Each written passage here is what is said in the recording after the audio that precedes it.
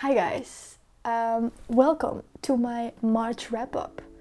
March, yes, indeed. The year is flying by, I feel like. It's already my third video. Feels like I just started. Like yesterday, I know I just started. Anyway, so this month I have read 3 books. I don't know why I jumped like that. Anyway, this month I read 3 books and they were good. I wouldn't reread it, I think. I mean, let's just jump into it so I can explain myself. So the first book I read this month is How to Stop Time by Matt Haig. I've read a lot of this author so far. I've read about 4 maybe, including this one. And this is, I think, my least favorite. I do feel like I'm more attached to the story now than I was reading it, so that's a good thing. Let me check. I rated this 3 stars because, yeah, I thought it was good. I got engaged in the story pretty late in the storyline, so that's probably why it's only a 3. And it really felt like it didn't really get somewhere or wasn't really leading to somewhere. Yeah, I don't know, I got kind of bored. It's pretty ironic because How to Stop Time, well, just read the book and you feel like time is literally going slower than before. I do like the concept though, and yeah. So quick recap. It's about a man who doesn't age, and it's kind of a condition. Like you have people with progeria, which is people that age quicker than normal. Normal, you know what I mean. But he has, I don't know how they call it again. Anageria? I don't know. It means he ages just very, very slowly. He is about 200 years old, and there is a society of people like him, that age slow, and they're called. It's a bird. Albus. So they call themselves the Alba community. It's because albatrosses, I don't know, the birds, picture of an albatross, they also age pretty slow. They're pretty old. They can get very old. And yeah, that's why they call them the Albas. But the boss of the Albus isn't really that good of a guy. You get weird vibes from the start from him, but he's the oldest and the wisest, so yeah. But yeah, so our main character is looking for his daughter, which is also an Alba. He gave it to her through their DNA. So yeah, and that's basically the entire story, plus then our main character's love stories, and he's falling in love with somebody, but that was one of the main rules of the Alba society: don't fall in love. And yeah, I'm even kind of boring myself while I'm telling it what it's about. I'm pretty sure I'm not really selling it, because I wouldn't really recommend it. Of course, it's a good book and a pretty nice story, but there are better stories, I think, with this concept. But I did learn some things about history and different parts of the world in history. So yeah, that was, Matt Haig did some research. There was some research going into this book, so that's pretty nice. My second book of this month was All That's Left in the World. I don't know if it's visible. Also the writer is Eric J. Brown.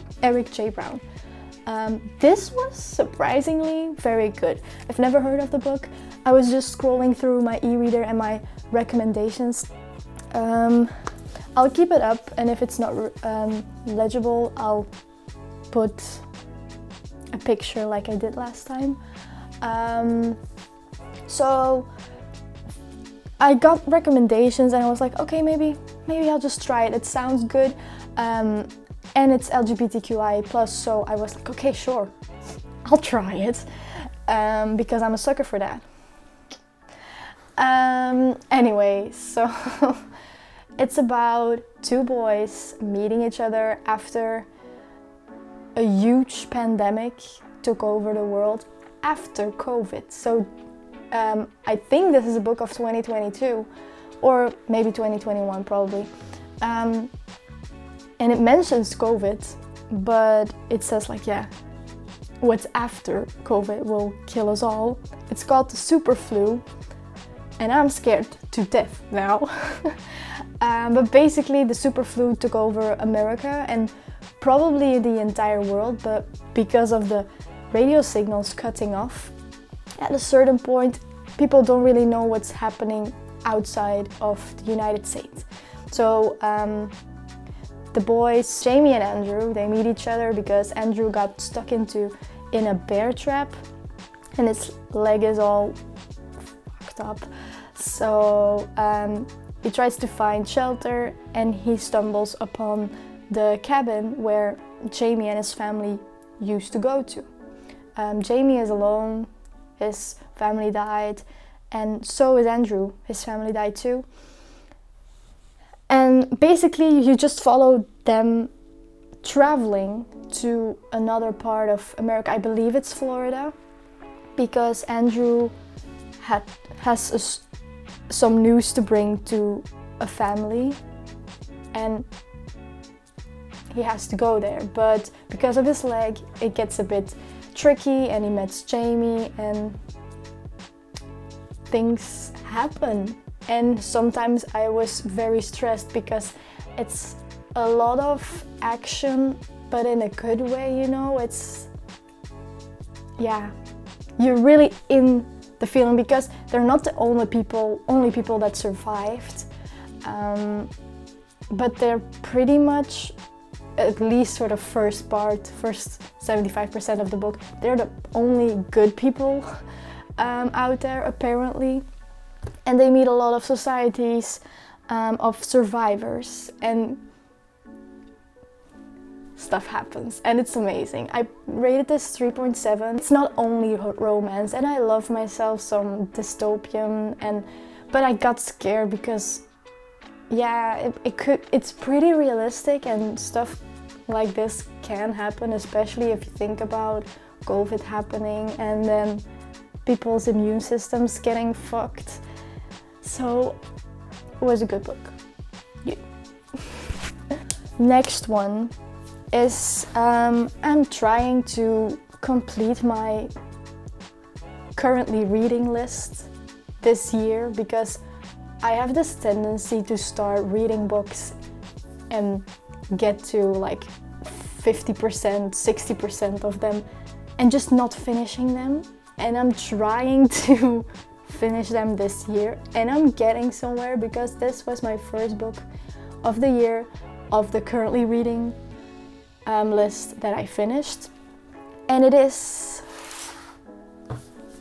Our World from Little Mix, by Little Mix, kind of, yeah. So it's the autobiography of Little Mix, but also keep in mind it's the autobiography for 2016, everything from 2011 till 2016 for their career, and then of course their lives are explained in the beginning.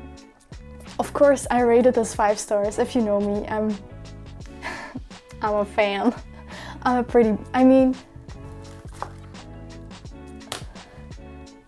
pretty big fan, and yeah, I'm not ashamed of it. I really like the music, I like the people, and I like the book.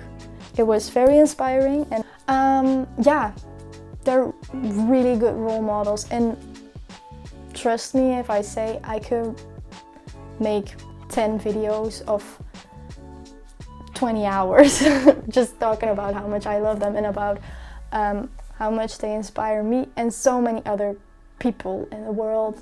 So yeah, for me it was 5 stars. Now with like things changing in the Little Mix world, I thought maybe it would be time to also close this chapter and move on. And I did, and I'm very proud of myself, and I'm really happy I did. I really am, because I was scared. Oh my god. I was scared at the beginning of finishing it because I don't know, maybe it would mean something, like I would not be a fan anymore, but anyway, this is turning into a therapy session. I'll keep that for my therapist. So yeah, that's all of the books I read this month. Again, it wasn't a lot. I was a bit busy with school, but I can't just keep that as an excuse. I've already started a new book for next month because I'm not even sure if I'll be able to finish it. It's pretty thick. It's a big boy. So we'll see about that. Maybe I'll do something on my beautiful e-reader, like a quick read or something, or maybe even on my pile of my currently reading books, because I have still about 5 of them, or maybe 4, I don't know. So we'll see about that. Thank you for watching, and yeah, I'll see you next month. Bye guys.